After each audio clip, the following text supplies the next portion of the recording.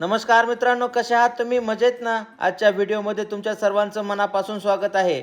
सर्वप्रथम तुमच्या सर्वांना तुमचा मित्र धनंजयचा कॅनडाहून सप्रेम नमस्कार. आशा करतो की तुम्ही कालचा व्हिडिओ नक्की पाहिला असेल. आम्ही कॅनडातील सार्निया या शहराच्या जवळ 3 दिवसाच्या कॅम्पिंगसाठी आलेलो आहोत. मित्रांनो, आज आमच्या कॅम्पिंगचा दुसरा दिवस आहे. आज मी तुम्हाला एका विशेष आणि माहितीपूर्ण अशा ठिकाणी घेऊन जाणार आहे. त्यामुळे तुम्ही हा व्हिडिओ संपूर्ण नक्की पहा. आज सकाळी झोपेतनं उठलो आणि चला म्हणलं फ्रेश वातावरणामध्ये थोडंसं चालत जाऊन येऊया.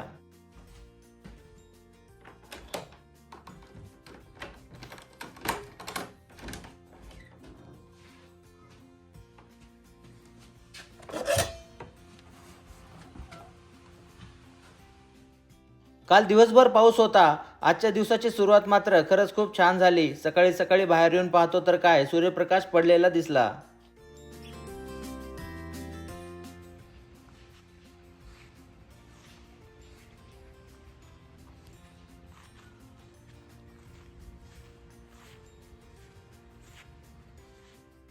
कॅनडामध्ये आपण कुठेही कॅम्पिंगला गेलो तर त्या ठिकाणी आजूबाजूला आपल्याला अशा प्रकारच्या वॉकिंग ट्रेल्स पाहायला मिळतात.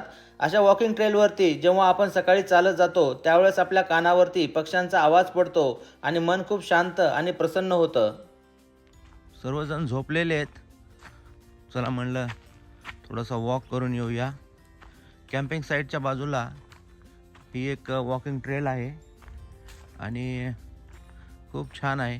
मस्त असे झाड आहेत या ठिकाणी.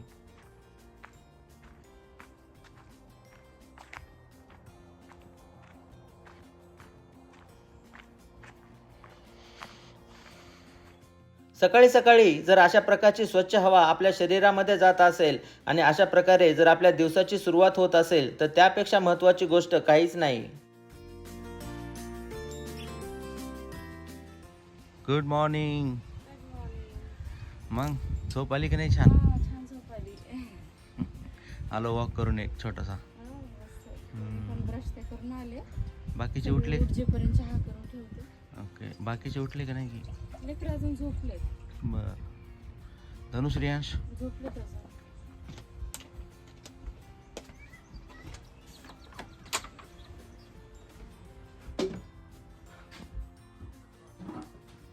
हे बघा मुलं इथं झोपलेत. रियांश रियांश उठा, आपल्याला जायचे आज बाहेर.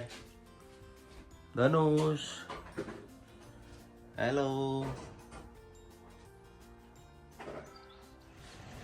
मित्रांनो, या पार्कच्या बाजूला एक आर्टिफिशियल असा पॉन्ड बनवलेला आहे त्यांनी आणि या ठिकाणी पॅडल बोटिंगची पण सुविधा आहे. तुम्हाला थोडंसं पुढे जाऊन दाखवतो.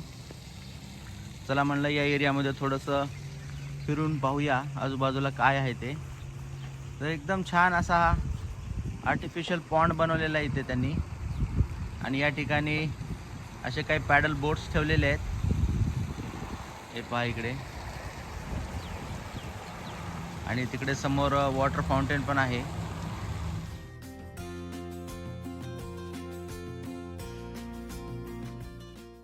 बाकीचे ग्रुप मेंबर्स आमचे झोपेमध्ये होते. चला म्हणलं थोडासा वेळ आहे तर पॅडल बोटिंगचा थोडा अनुभव घ्यावा.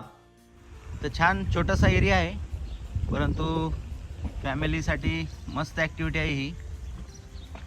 ते पहा इथे अशा पॅडल बोट्स आहेत.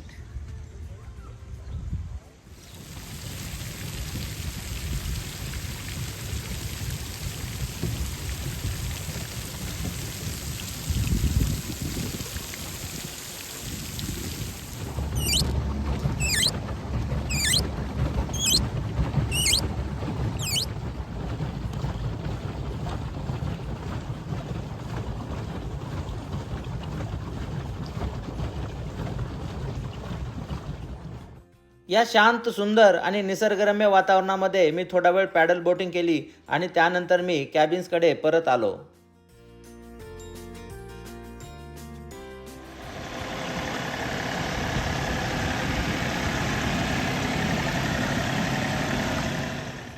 त्यानंतर आम्ही सकाळी सकाळी सर्वांनी स्विमिंग पूलमध्ये पोहण्याचा आनंद घेतला.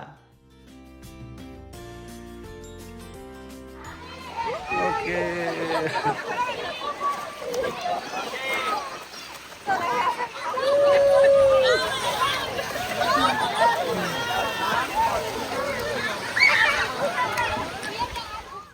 आजचा संपूर्ण दिवस हा आमचा बाहेरच जाणार होता, त्यामुळे आम्ही सकाळी सकाळी दुपारच्या जेवणाच्या तयारीला सुरुवात केली. आज काय मग भेंडी भेंडी, झुकिनीची भाजी, चपाती. बर. रात्री पिठलं भाकर मस्त झालं. मदत कपडे द्यायला. काय म्हणला? रात्रीचं पिठलं भाकर हा छान झालतंय ना. हा मस्त झालं होतं. पिठलं संपलं काय? संपलं. हो. भाकरी संपली, पिठलं संपलं. काय होणार आहे?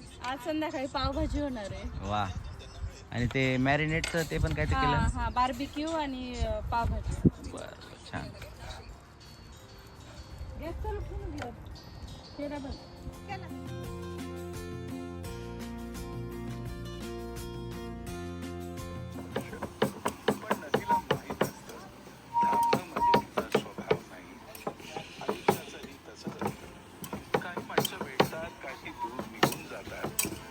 स्वप्न पूर्ण होतात, काही अपुरीच राहतात.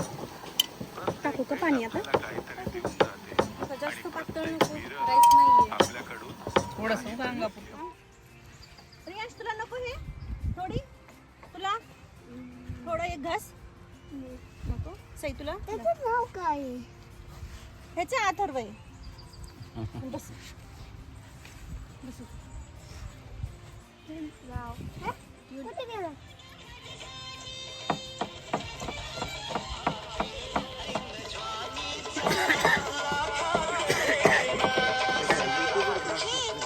नाही त्याच्या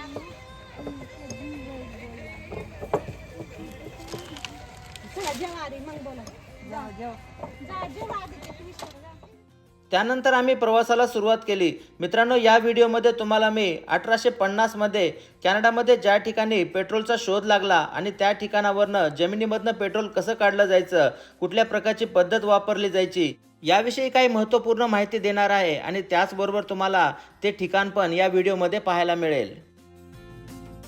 मित्रांनो, कॅनडाच्या ऑन्टेरिओ राज्यामध्ये पेट्रोलिया नावाचं एक छोटंसं गाव आहे आणि या ठिकाणावरती जवळपास 150 वर्षापूर्वी काही व्यक्तींनी पेट्रोलचा शोध लावला. कदाचित त्यामुळेच या ठिकाणाचं नाव पेट्रोलिया असं देण्यात आलं असावं.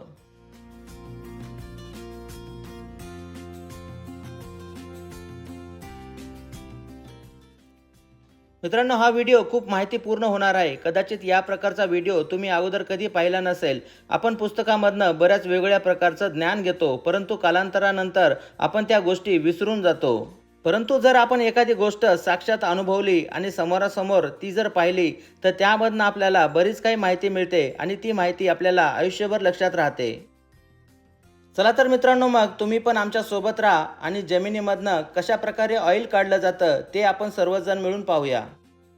मित्रांनो, मी नेहमी म्हणत असतो, जर आपल्याला एखादी गोष्ट मनोरंजन करत करत शिकायला मिळत असेल तर त्यापेक्षा आनंदाची गोष्ट नाही.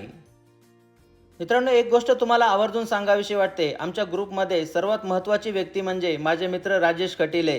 राजेश खटिले यांना वेगवेगळ्या ठिकाणांची भरपूर माहिती आहे, त्यामुळे ते आम्हाला वेगवेगळ्या ठिकाणावरती घेऊन जातात. राजेश, हे काय लोकेशन आहे सांगता का थोडं?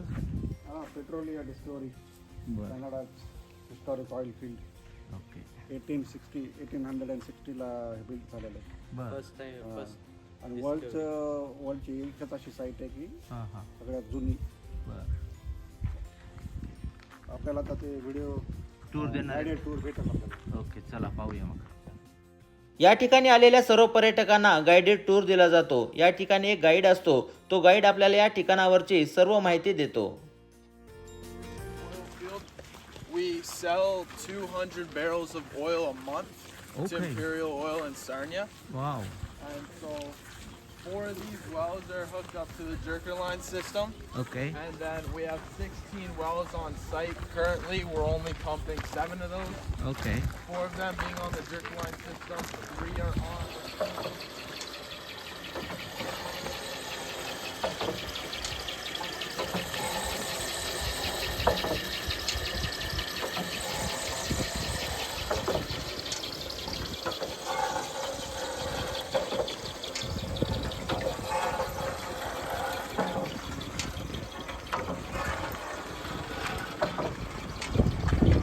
मित्रांनो, 150 वर्षापूर्वी ज्या प्रकारच्या मशीनचा वापर करून जमिनीमधनं ऑइल काढलं जायचं, त्या मशीन या ठिकाणावरती आजही आपल्याला पाहायला मिळतात.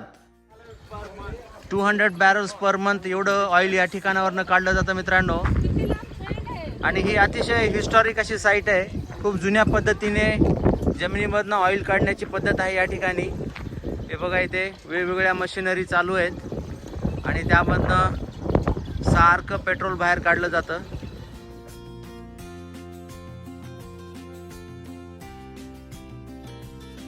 1852, surveyors came to Canada and they saw these naturally occurring gum beds, which we're almost to now.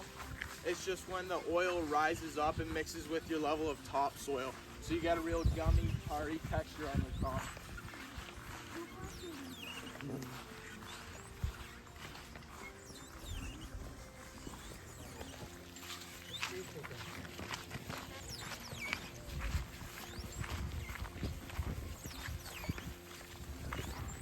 You can see that you kind of sink into them.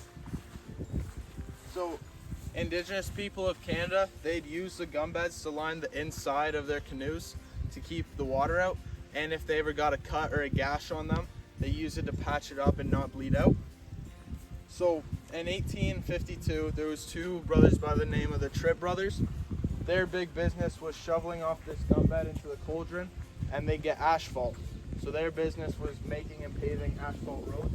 But in the 1850s, you only had horses and buggies, so there wasn't too many cars, wasn't too much use for those roads. So they eventually went bankrupt. Around Petroleum Oil Springs, and so he dug down on a gum bed about 6 meters down, and then water and oil would siphon into the well, and then he'd pump that off either with a hand pump there or they'd skim it with a bucket. And that let him refine it into kerosene, which you could use for your kerosene lamps. So that saved the whale population because they're hunting whales for their blubber to light all their candles. This is a kerosene? Yes, so this is just a replica. Okay. So, but James Miller Williams, when he created the crib well, this let him refine it into kerosene. This is there will be a lot of men looking over their wells, and all the fumes would come up, all the gases, and it would asphyxiate them, and they fall into their well. So these are very dangerous. Okay. Pump up our oil. We also pump up a lot of brine water, and when we shoot that brine water back into the ground, it has to go 505 to 510 feet back down, because if we pump it any higher, it mixes with our oil deposits, and then we keep pumping up the same brine water. So we're doing the same thing over and over and losing money, right? तर हे guide आपल्याला सांगत आहेत की जमिनीला 450 ते 500 फूट खोदल्याच्या नंतर त्या ठिकाणी ऑइलचा साठा सापडला. मित्रांनो, जेव्हा क्रूड ऑइल जमिनीमधनं बाहेर काढलं जातं त्यावेळेस त्यामध्ये बऱ्याच वेगवेगळ्या प्रकारचे घटक असतात. जमिनीमधनं हे क्रूड ऑइल काढल्याच्या नंतर त्याला वेगवेगळ्या ठिकाणावरती शुद्धीकरणासाठी रिफायनरीजमध्ये पाठवलं जातं. त्यानंतर आपल्याला शुद्ध ऑइल मिळतं.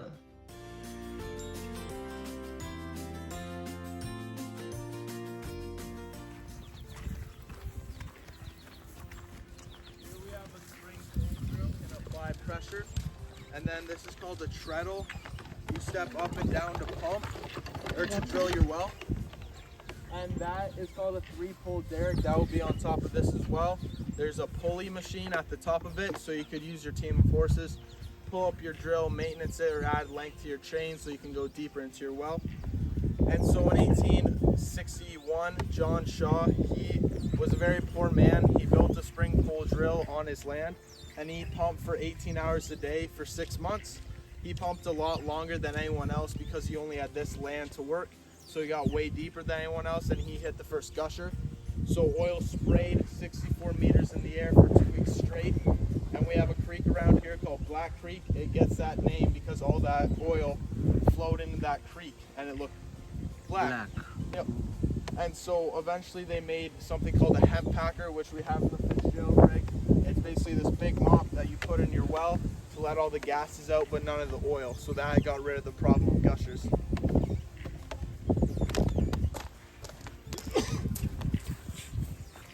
If anyone wants to give it a try, you're welcome to.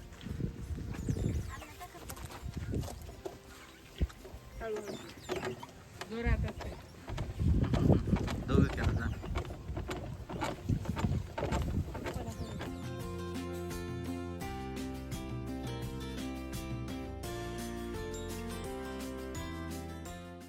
सध्याच्या काळामधली बोरवेलची ट्रक मात्र तुम्ही सर्वांनी नक्की पाहिली असेल, परंतु 150 वर्षापूर्वी बोर पाडण्यासाठी कुठल्या मशीनचा वापर केला जायचा ती तुम्हाला मी आता दाखवतो.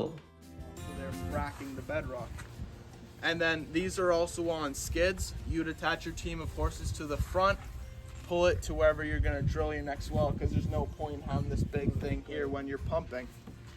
And then we found out that in Petrolia and Oil Springs there wasn't too big of oil reserves. So we saw the brains of all this technology. So there was people called foreign drillers. They'd pack up all of this, send it to oil-rich countries, set it up there, and come back to Petrolia. And if there was any issues or anything broke, people would send letters. We'd forge it in Petrolia and send the parts back to whatever country we sent this to. There's a picture in the Fitzgerald rig of Petrolia drillers in Cuba. So they're in Cuba setting up all this stuff. So it's pretty cool.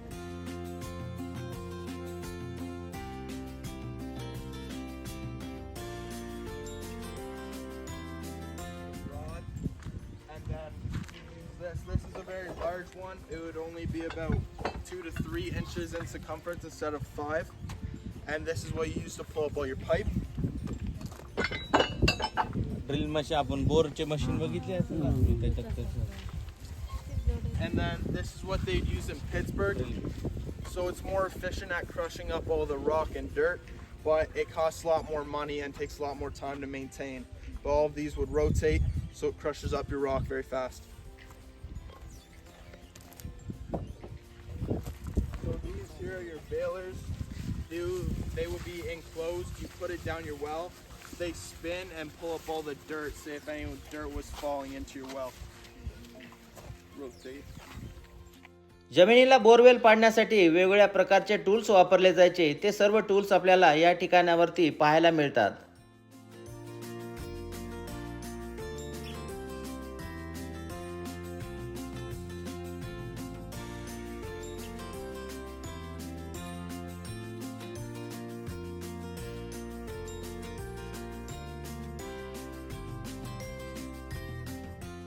A-bar, putting it in a vertical energy so you can pump your well. So this is a polish rod, this is a stuffing box, and so on that upstroke, It will pump the Yeah. oil that side. all that comes up and then it's going down here into our separation elevation tank over there. So it's operated with the motor over there, like a Yep, yep. So originally it was in steam, but now it's a 10 horsepower electric. Okay, it's connected with the different. Yep, exactly. So it's shooting out energy. So that whole big thing is pumping those two circle rods here. And then these would be your holding tank. They once were above ground, but too many times lightning struck it, and then you get a big bushfire. So we have them below ground. And there's a lot of blue clay around here. We would line these with blue clay so they can seep and create man-made gum beds. These are your oil tank wagons. Originally they were metal, but they're very heavy for your horses to carry. पाहते मित्रांनो, जमिनीमधनं तेव्हा directly crude oil बाहेर येत आहे. हे पहा इथे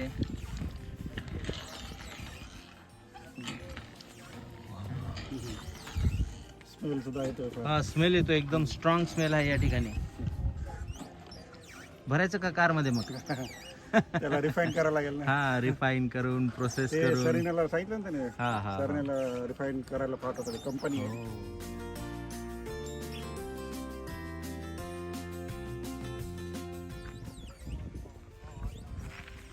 oil tanks आहेत ते सर्व. काही लाकडाचे आहेत, काही त्याचे आहेत.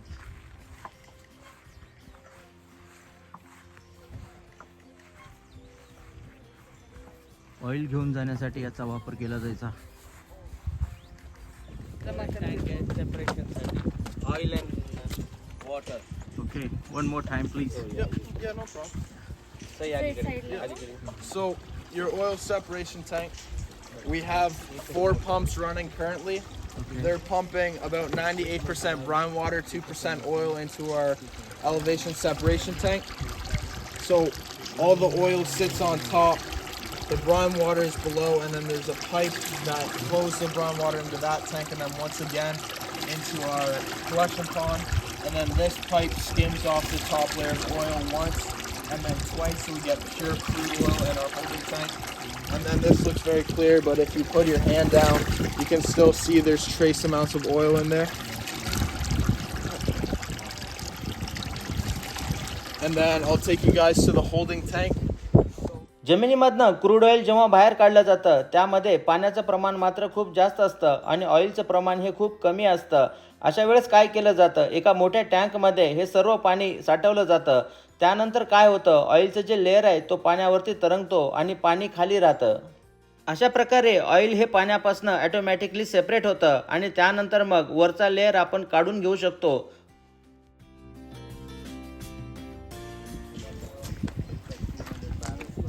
Yeah, so not too much money. Just enough to keep the lights on. Yeah. Oh, so this is the This is crude what we oil, sell. the, this is the final crude oil.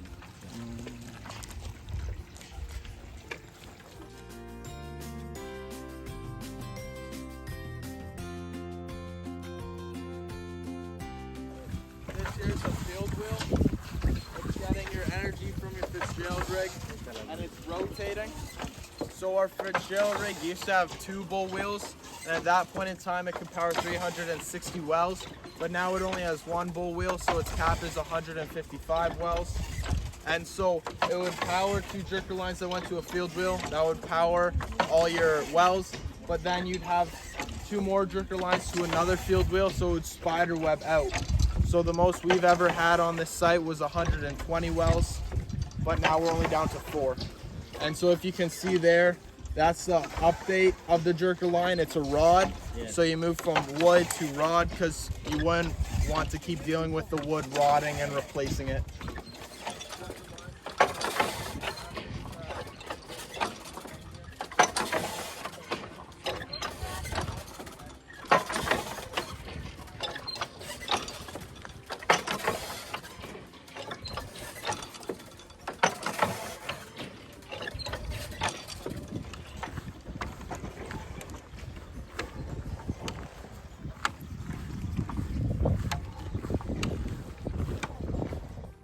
या बोरवेल्समधनं oil काढण्यासाठी ज्या मशीनचा वापर केला जायचा ती machine तुम्हाला मी आता दाखवतो. ह्या जुन्या ब्रिक आहेत म्हणे आणि त्या नवीन त्याचे स्फोट होऊन आहे ना ते पलीकडलं पडलं.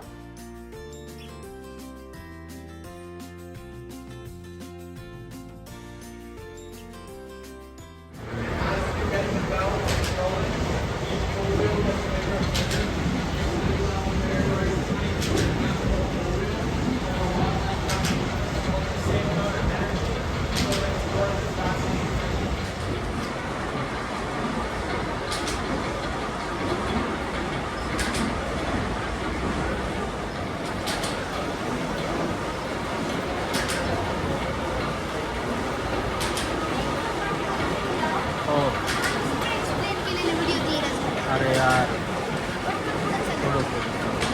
माझे 10 हॉर्स पॉवर आहे. फक्त 10. तो त्या काळात नाही तर ते. बापरे, व्हीलची साईज पहा किती मोठी.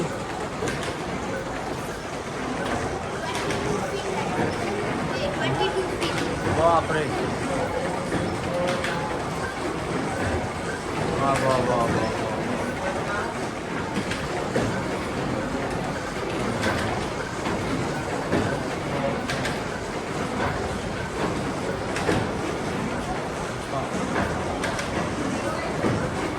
तर मित्रांनो, ही भली मोठी मशीन सध्या इलेक्ट्रिक मोटरच्या मदतीने चालवली जाते.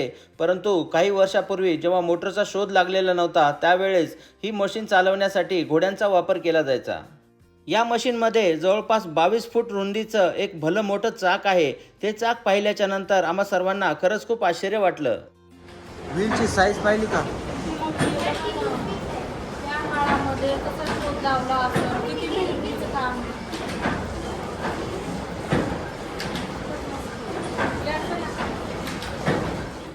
या ठिकाणी ज्या वेगवेगळ्या प्रकारच्या मशीन्स आहेत त्या मशीन्सला लागणारे छोटे मोठे लोखंडाचे पार्ट्स याच ठिकाणी बनवले जायचे. ते ठिकाण कसं आहे ते तुम्हाला मी आता दाखवतो.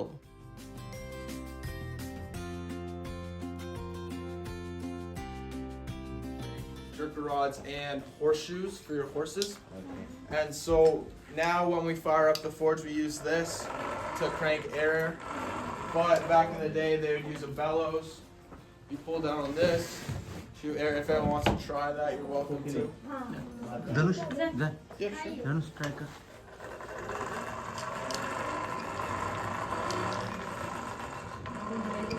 Clear बाहेर जाण्यासाठी ना. नाही ते हवा भट्टी भट्टीला आग हवा येण्याचं काम होतं ना.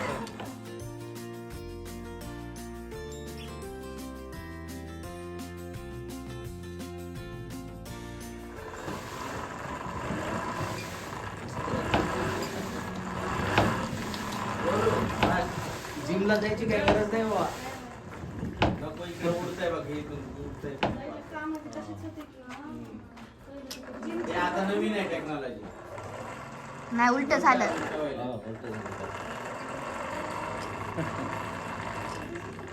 ते आता त्याच्यात नवीन वाढलंय.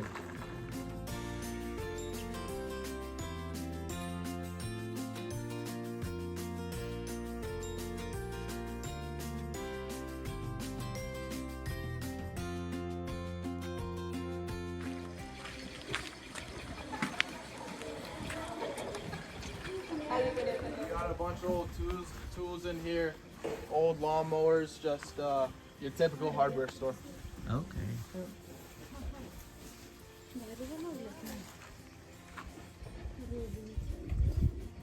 स्टोर. हार्डवेअर.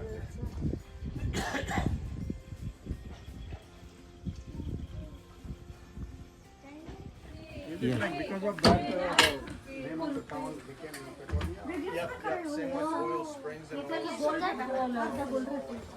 हे मग काय काढ- काय पाहिजे सांगा आम्हाला. आम्हाला एक खुरपं द्या. खुरपा.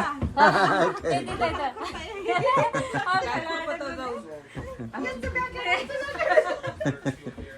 भाजीपाला आला की Keys, keys. Don't you got the keys? What is this area? Store.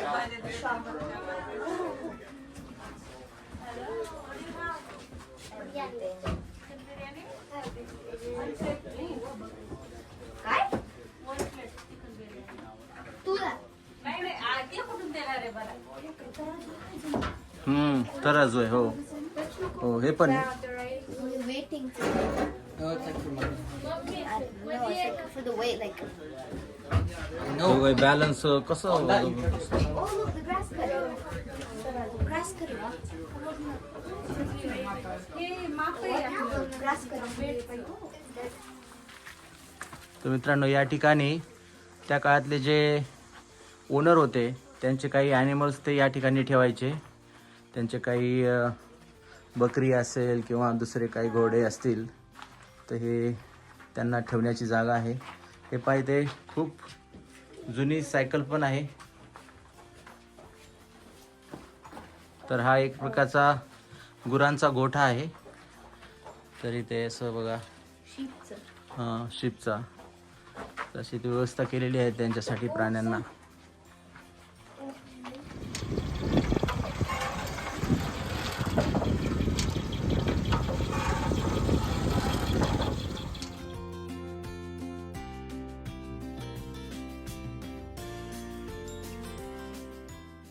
या जागेचे जे मालक होते ते या ठिकाणावरती राहायचे. त्यांचं घर आजही या ठिकाणी आहे. चला तर मग आपण सर्वजण आतमध्ये जाऊया आणि हे घर कसं आहे ते पाहूया.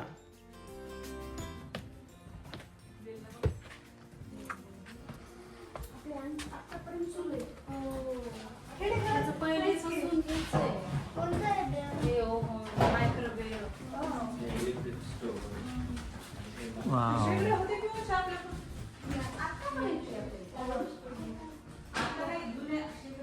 Wow, what a beautiful house. Yeah.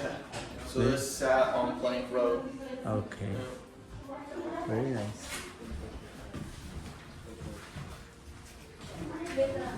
तर हे मित्रांनो त्यांचं घर आहे.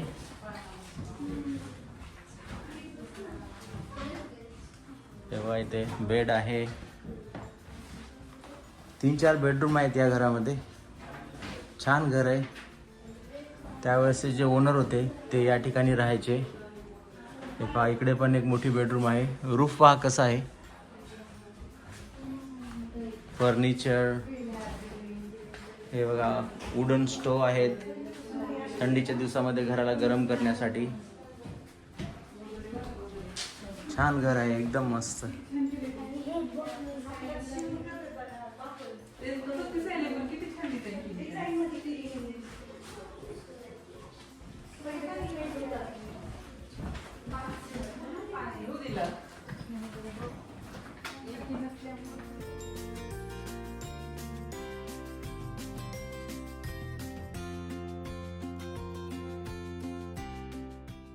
या घरामध्ये वर्ल्ड मॅप ठेवलेला दिसला, त्यावरती भारत देशाचा नकाशा मात्र खूप मोठ्या आकाराचा पाहायला मिळाला.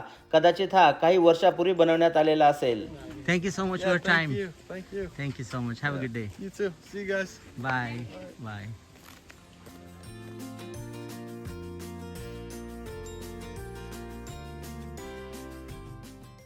चला तर मित्रांनो, मग हा व्हिडिओ आता इथे संपवतो. आशा करतो की आजच्या व्हिडिओमधनं तुम्हाला काहीतरी नवीन शिकायला आणि पाहायला नक्की मिळालं असेल. व्हिडिओ जर आवडला असेल तर लाईक, शेअर आणि सबस्क्राईब करायला विसरू नका. त्याचबरोबर तुम्ही जर आपल्या चॅनलला नवीन असाल तर वेळात वेळ काढून अगोदरचे व्हिडिओज पण नक्की पहा. चला तर मग काळजी घ्या, मजेत राहा. आपण लवकरच भेटूया पुढच्या व्हिडिओमध्ये. तोपर्यंत बाय बाय.